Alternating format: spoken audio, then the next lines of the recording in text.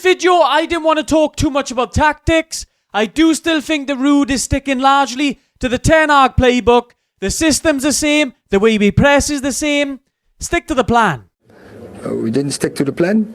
What's the plan? The plan is huge. Tell us what the plan is then. The plan? Plus, that game was just void of any technical quality, so it's hard to actually know what was meant to be going on, as both teams were just that bad. It's only a game.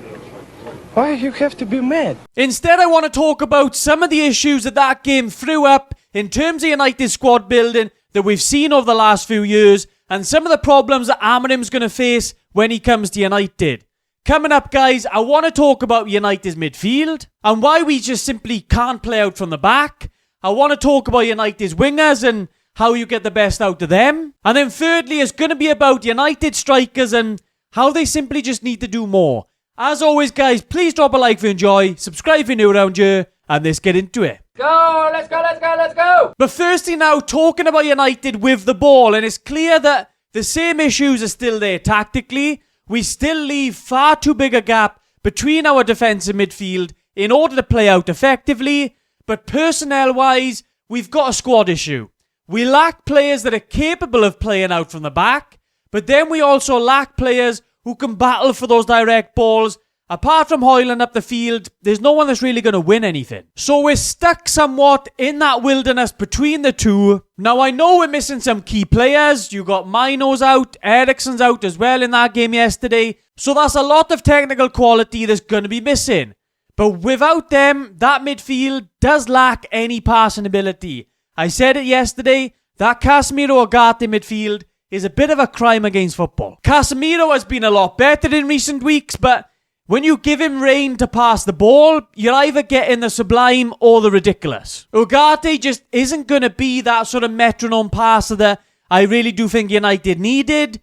For the amount of money United spent on him, yes, he's very dynamic, he'll win you the ball back, he'll battle for things in that midfield. That's part of what United needed. But I think in possession, for the money that we spent, there was just far better people out there. Brother, And that's why United yesterday, you can see they don't quite know how to play. We largely just play direct, but as I've said, apart from Højlund, we lack anyone who's going to win aerial duels higher up the pitch. Rashford's not going to do it. Garnacho's not going to do it. Fernandes not going to do it.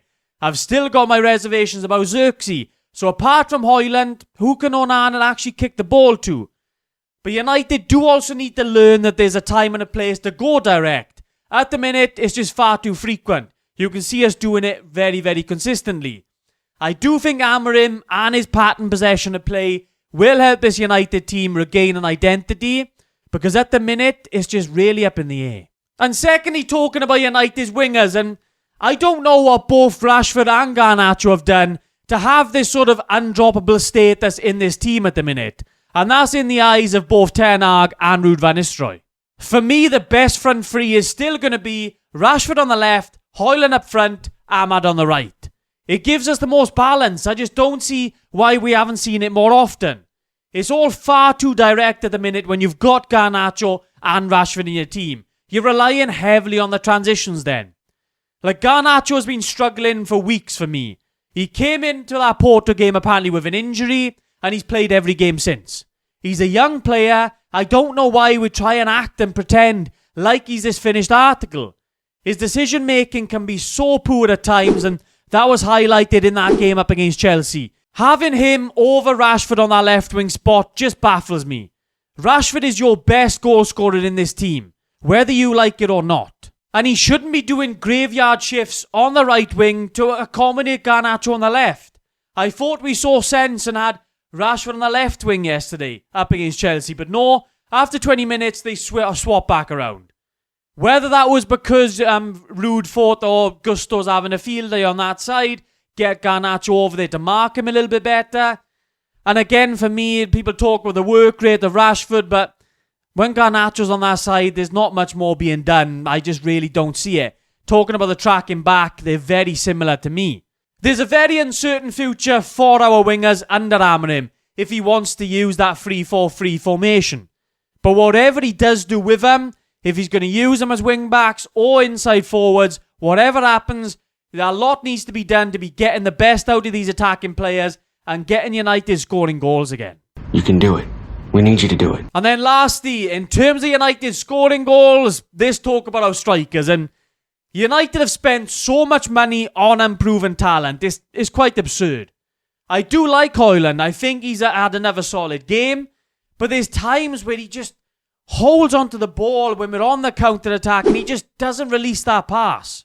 He's got wingers running through and he just holds onto the ball and almost just waits for the defender to come and make contact with him, to foul him. It's all well and good, yes, you've won the foul.